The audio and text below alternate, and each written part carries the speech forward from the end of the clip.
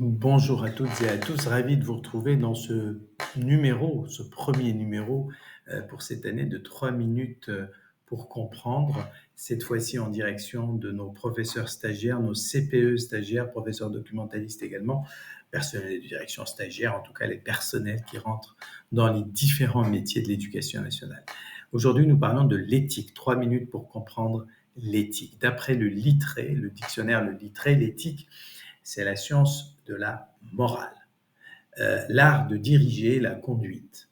Et le Littré dit aujourd'hui l'éthique tend à remplacer la morale elle-même, tout simplement parce que nous sommes aujourd'hui dans une société, nous vivons dans l'ère du pluralisme et qu'il existe de moins en moins de valeurs communes, qu'elles soient religieuses ou philosophiques d'ailleurs, ou sociales. C'est ce qu'appelle Max Weber le polythéisme des valeurs. Mais qu'est-ce que l'éthique? L'éthique, en réalité, renvoie à la réflexion sur ce qui est bien ou mal, sur ce qui est juste ou pas dans l'action humaine de manière générale. Elle relève d'un questionnement philosophique en réalité, d'un questionnement personnel ou collectif qui cherche à déterminer la meilleure conduite à adopter en fonction des valeurs, des principes ou des idéaux. En réalité, ces principes, ces valeurs ou ces idéaux peuvent être également des textes de loi. Nous y arriverons quand nous parlerons de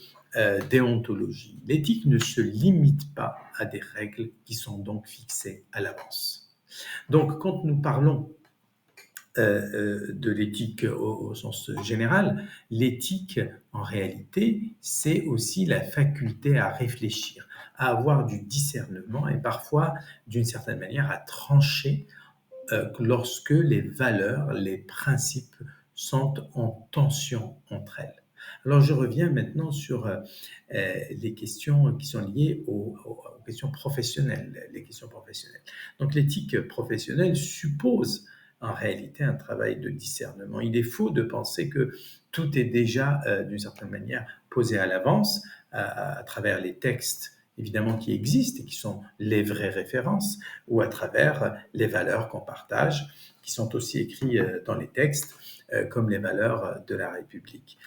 Euh, euh, donc, il faut une faculté de discernement, en plus de ces textes, il faut une faculté de mise en contexte et parfois même, comme je l'ai dit, d'arbitrage entre plusieurs valeurs qui sont en tension, qui peuvent être en tension dans certaines situations. Je vous donne juste un exemple très simple, c'est se demander s'il est juste de dire la vérité lorsqu'elle risque de nuire gravement à autrui.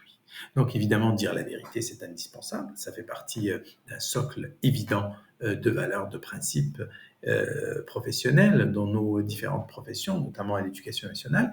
Mais parfois, cette vérité peut nuire gravement à autrui. Donc elle rentre en collision, en tension avec une autre valeur de base, un autre principe de base qui est celui de ne pas nuire évidemment à autrui. Voilà.